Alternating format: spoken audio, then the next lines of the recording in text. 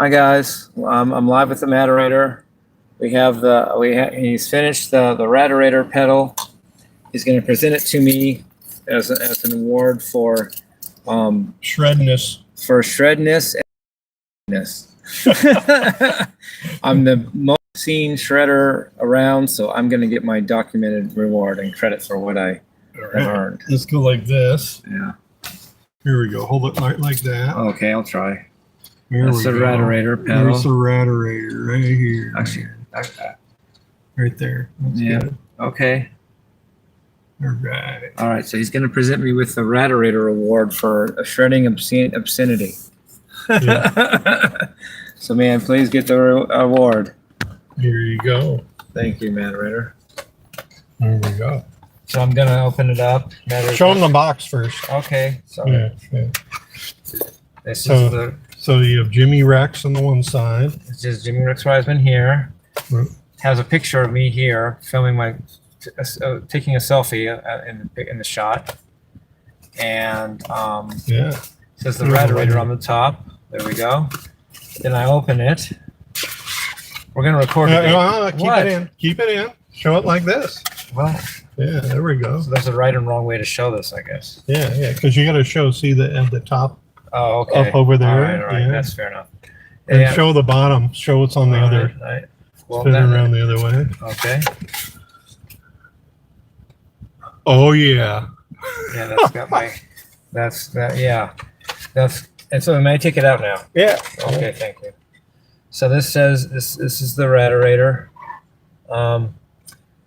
It's got a picture of me, but it's actually an emoji, like a sunglass emoji that I always use when I'm texting or anything else. So usually it's my main emoji. So it's got me, got it with long hair version. It's the shirtless guy emoji version.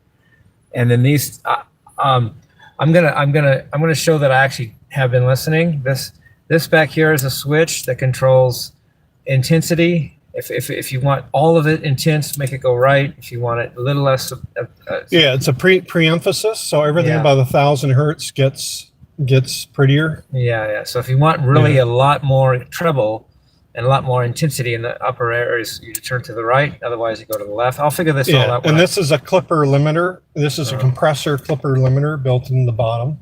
Yeah. This is all adjustable with a straight edge screwdriver, but it's already set, so I'm not going to do any of that. It's going to be set from the factory. Yeah, so not supposed to touch the Matterator factory. Now then, this is the front. This is for high pass.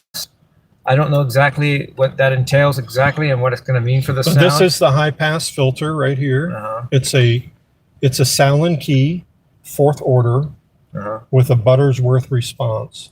It basically sets up a wall of ice, like a wall of sound, that you can scrape off to where it takes out any low frequency. Yeah, and then this is adjustable from left to right. That's how much. That was the trick, is getting it adjustable. Yeah, that is more of a trick than it would sound like.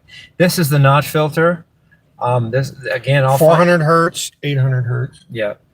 So and this is adjustable also. I'm gonna find out a lot about this when I actually use it. This is gonna be my main pedal of all time.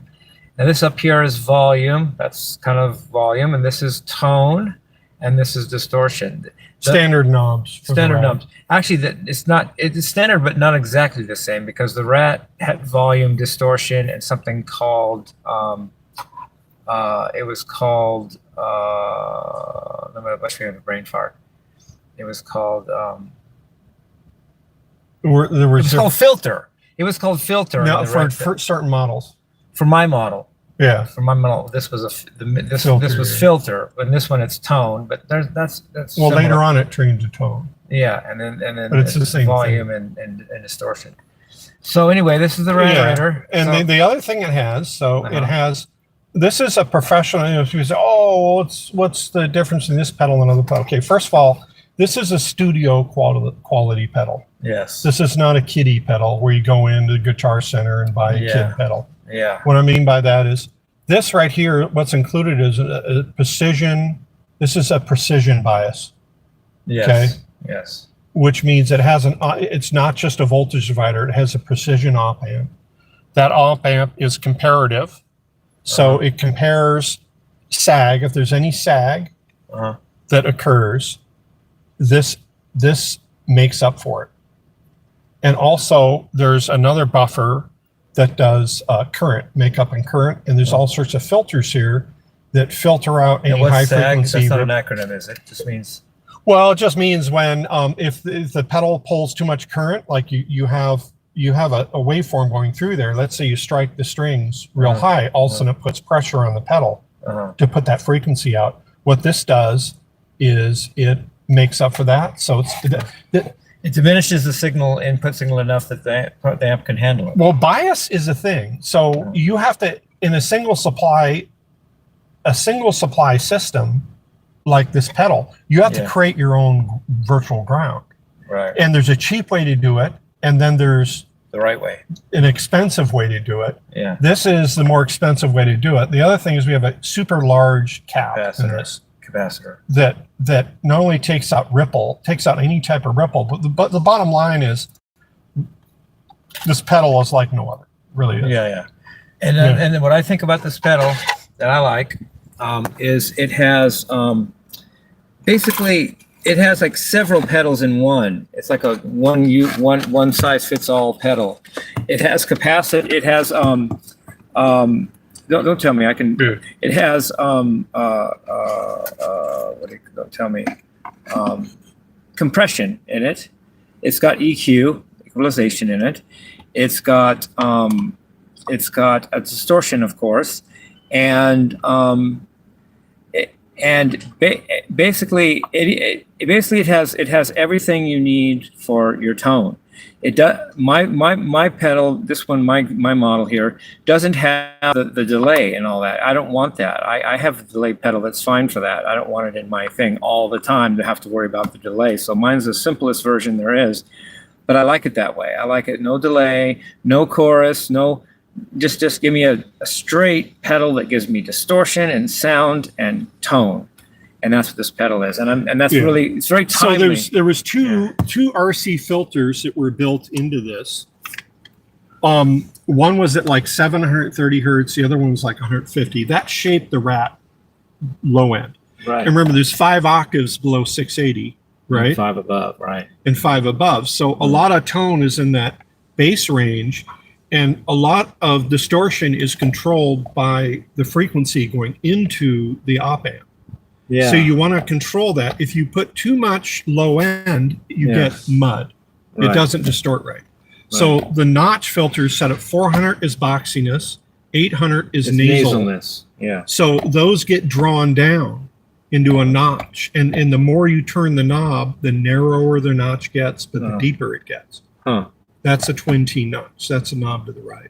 The high pass is just a wall coming behind it. But more importantly, I adjusted the values of the standard Rat pedal to where there is no, those filters aren't there. I changed the value of those capacitors where it takes it out of the audible range. So basically all the frequency in the standard Rat, if you turn all these knobs to the left, you get 100% raw tone, pure tone, whatever you started with. Pure low frequency, untouched. Right.